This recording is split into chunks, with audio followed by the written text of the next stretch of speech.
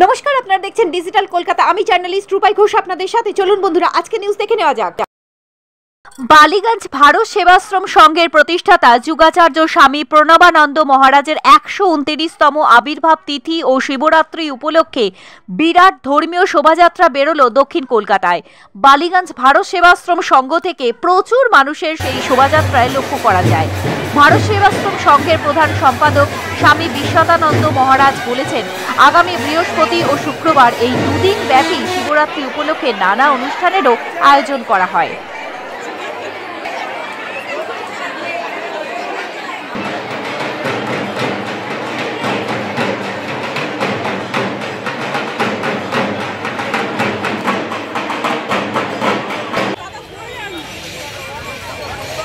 সবাই দূরে থাকুন না।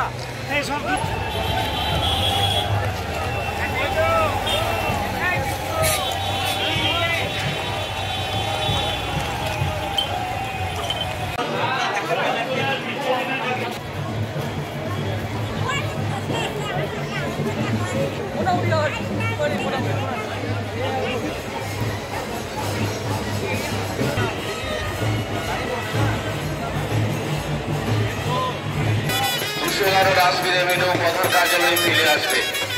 শোভাযাত্রা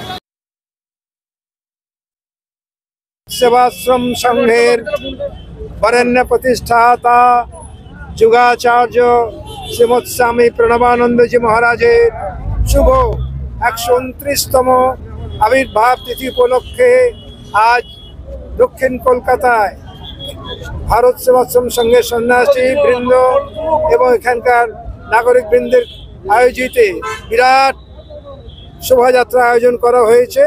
आज के এই শোভাযাত্রা প্রায় 10,000-এর বেশি মানুষ যুক্ত হচ্ছে। মানুষ মানে বিশেষ করে যুব সম্প্রদায়, স্কুল কলেজের ছাত্র, বিভিন্ন ক্লাব প্রতিষ্ঠান এবং সমাজসেবী প্রতিষ্ঠান যুক্ত হয়েছে। এবং এছাড়া পুরুলিয়া, বাঁকুড়া এবং বিভিন্ন আদিবাসী সম্প্রদায়ের মায়েরাও এসেছেন। শোভাযাত্রা হচ্ছে মহামিলনের শোভাযাত্রা।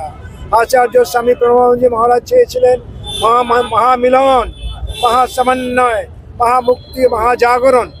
সেই মহাজাগরণ মহামিলনের বার্তা নিয়ে আজ এই প্রণবানন্দজি মহারাজের শুভ জন্ম জয়ন্তীতে বিরাট শোভাযাত্রা দক্ষিণ কলকাতা পরিভ্রমণ করবে। প্রতিটি মানুষকে আমরা আহ্বান করছি এই মহামিলনের সঙ্গে যুক্ত হওয়ার জন্য, মহাসমন্বয়ের সঙ্গে যুক্ত হওয়ার জন্য, মহাজাগরণ আনতে চাইছি।